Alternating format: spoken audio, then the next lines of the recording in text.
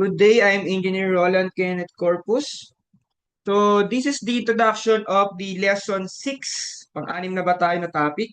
So, yes, pang-anim na tayo na topic, ano? So nung nakaraan, kahapon, last face-to-face ay nagkaroon tayo ng discussion ng axial deformation. So, this is the A6 topic na meron tayo, which is the axial deformation or axial strain ng mga indeterminate structure. Okay, so yan yung aalamin natin ngayon. So sana ay ready tayo sa mga topic natin ngayong araw dahil medyo mabigat-bigat ang ating mga topic. So mahabang pasensya ang kailangan natin at matinding analyzation kasi this is one of the hardest topic of the deformable body, the indeterminate structures. So lesson objective to define indeterminate structure, confidently solve in all types of stresses in indeterminate structure. So ano nga ba ang indeterminate structure? Pag sinabi nating indeterminate structure, simple lang naman ang ibig sabihin nun. Indeterminate structure, indeterminate, from the word indeterminate, hindi siya madedetermine. Ano yung hindi madedetermine? Yung kanyang forces, bakit? So pag sinabi nating indeterminate, so indeterminate.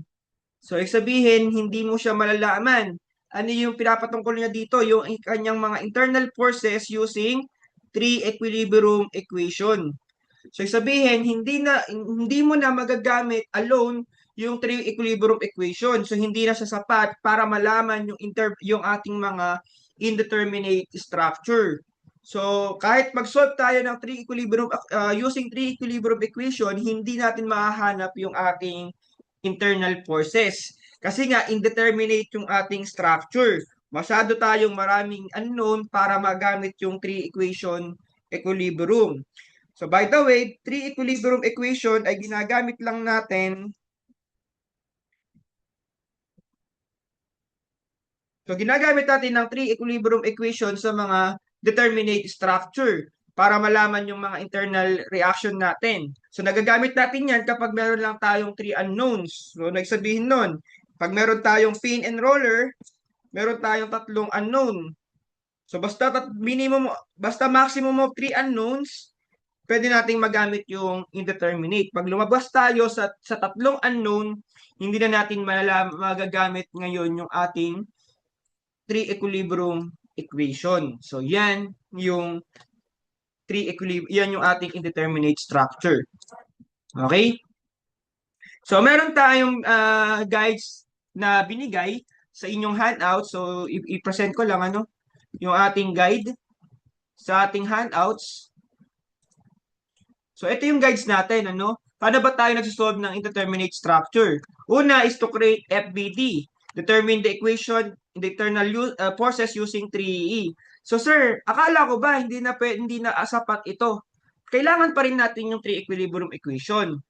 Kaso nga lang, hindi siya sapat. Hindi siya enough kung yun lang yung gagamitin natin. Meron pa tayong pangalawang equation na gagamitin maliban dito sa 3 equilibrium equation.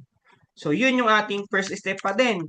Create FBD, determine the equation of the internal forces using 3EE. Analyze the effect of the displacement structure. So, i-analyze natin ano ba ang mangyayari sa structure. So, ito yung lagi ginagawa natin pag axial deformation. Ano ang mangyayari sa structure kapag nag-undergo siya ng displacement?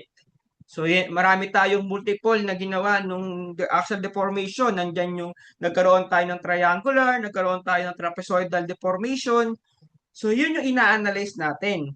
And dito so yung una, doon pala sa unang problem natin, sa axial deformation, meron tayong horizontal lang yung deformation, meron tayong vertical, naging triangle, naging trapezoidal. So, yun yung analyzation. Then, lastly is that create compatibility equation. So, sir, ano ba yung compatibility equation na yan? Hindi ko na-discuss ito kahapon. Pero kasama yan doon sa module nyo, yung compatibility equation, mayroon siyang kinalaman dito sa pag-analyze. So, sabihin kasi, nagkakaroon tayo ng compatibility equation after we analyze the behavior structure under displacement. So, kapag nag-undergo na tayo ng displacement, at nakita na natin yung behavior ng material doon sa displacement na yon, nagkakaroon tayo ng compatibility equation. So, ito na nga yung mga ginamit natin ng kahapon na ratio and proportion. Okay? So, mas marami pa yan, hindi lang ratio and proportion. So, basta pag sinabi natin compatibility equation, may kinalaman yan sa pag-analyze natin doon sa displacement. Ano yung kanyang naging behavior, and ano yung pwede nating makreate na equation from that behavior or from that analyzation. Okay? So, hindi na sapat yung 3 equilibrium equation lang. Ngayon, kung hindi mo alam yung gagawin mo ditong pag-a-analyze, hindi mo siya masasagutan using 3 equilibrium equation.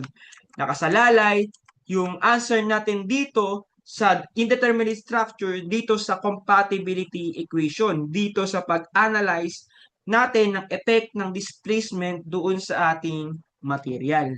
So, yan yung ating indeterminate structure. And then, saka pa lang tayong magkakaroon ng combine yung ating equation, yung 3 equilibrium equation from step 1 and yung ating compatibility equation from step 3. And then, doon pa lang tayo makakakuha ng mga bagay na hinahanap natin dito sa indeterminate structure. Okay? So, yun yung idea natin. So, yun. Ito yung guide natin. Una, create equilibrium equation, summation of vertical forces, moment. Pangalawa, i-analyze natin ano ba yung magiging effect ng ating material.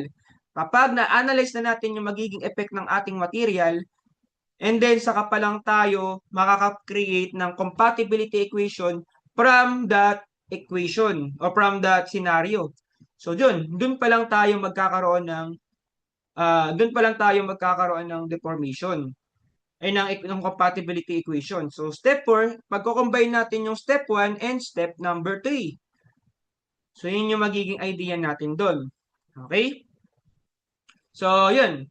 That's it. And that's the introduction of the indeterminate structure. Then, let's go to the example problem. So, cut ko na yung video and then medyo mahaba-haba kasi ang ang ano natin dito, ang ating mga explanation. Kaya, hati-hatiin natin. Okay? So, this is the end of the introduction of the indeterminate structure. Okay. So, bye.